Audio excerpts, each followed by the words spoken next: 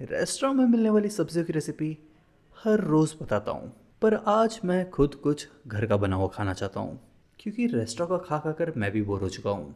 तो देखो, घर का बनाने के लिए सबसे पहले करना क्या है, ले लो सोया चंक्स। हाँ, आज मैं सोया चंक्स की सब्ज़ी बना रहा हूँ। फिर सोया चंक्स के ऊपर हल्का सा गर्म पानी डाल दो और इसे थोड़ी देर के लिए भिगा के रखो। और जब तक सोया चंक्स को भिगा के रखा है तब तक काट लो सब्जियाँ। तो सब्जियों में मैंने ले लिया है प्याज, टमाटर। ज़्यादा बारीक नहीं काटना है, इसे बस स्लाइस में काटना है, कुछ इस तरह से। फिर प्याज को इस तरह से काटने के बाद ले लो 2 टमाटर, और टमाटर को तो बड़े बड़े टुकड़ों में काटना है। ज़्यादा छोटे छोटे या स्लाइस में करने की ज़रूरत नहीं है, बस इस तरह से 4 टुकड़ों में काट लो। फिर इसके बाद थोड़ी सी हरी धनिया भी ले लिया है, जिसे भी एकदम बारीक बारीक काट ले रहा हूँ। फिर सब्जियों को काटने के बाद अब ले लो सोया चंक्स, जिसे भिगा के रखा था। इसका ना पूरा पानी निचोड़ के निकाल लो। और फिर इसका पूरा पानी निकालने के बाद ले लो आधा कप दही। दही को अच्छे से फेंट लो।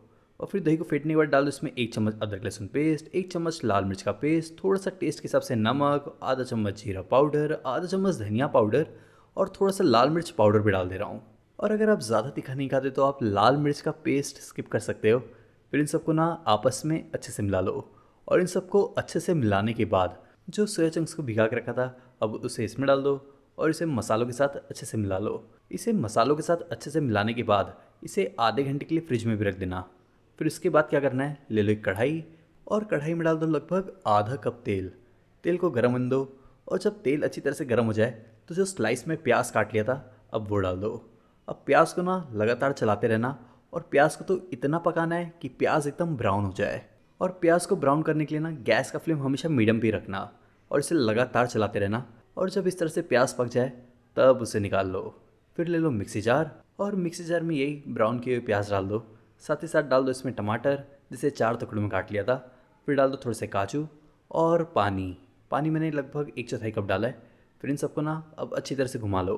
और फिर इसे मिक्सी में एकदम अच्छे से घुमाने के बाद क्या करना है, ले लो एक पैन या फिर कढ़ाई, जिसमें डाल दो 1/4 कप तेल, और साथ में डाल दो आधा चम्मच से भी कम घी। फिर दोनों को गर्म करने के बाद डाल दो इसमें जीरा। और फिर जीरा को ही पकाने के बाद जो सोया चंक्स को मसालों में लपेट लिया था उसे डाल दो। और फिर अब इसे तेल में अच्छी तरह से पका भी लो, और इसे भी पैन में थोड़ी देर पकाने के बाद निकाल लो।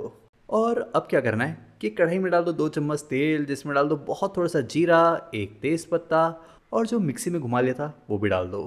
फिर इसको ना अब अच्छे से पकने दो। और जब इसमें हल्का फुल्का उबाल आना शुरू हो जाए तब डाल दो इसमें अपने टेस्ट के हिसाब से नमक, आधा चम्मच धनिया पाउडर, आधा चम्मच कश्मीरी लाल मिर्च पाउडर, बहुत थोड़ा सा हल्दी भी डाल दे रहा हूँ। और अब इन सबको मिला लो। अगर आपके पास किचन किंग है तो आप वो भी डाल सकते हो, वरना ये बेसिक मसालों से भी काम चल जाएगा। फिर उसके बाद जो सोया चंक्स को फ्राई कर लिया था वो डाल दो, ऊपर से डाल दो बारीक कटा हुआ धनिया। और अब इन सबको भी अच्छे से आपस में मिला लो। फिर 2-4 मिनट इसे मीडियम फ्लेम पे पकाने के बाद डाल दो 1 चम्मच भर के फ्रेश क्रीम, और फिर फ्रेश क्रीम को भी इसमें मिला लो। और फिर इसमें भी फ्रेश क्रीम अच्छे से मिलाकर ऊपर से आखिर में बारीक कटा हुआ धनिया डाल दो। और धनिया डालने के बाद इसे निकाल लो। तो देखो, ये टेस्ट ना आपको रेस्टोरेंट में तो नहीं मिलेगा। और अगर आपको ये रेसिपी अच्छी लगी तो वीडियो को लाइक, शेफ प्रतीक्स किचन को सब्सक्राइब।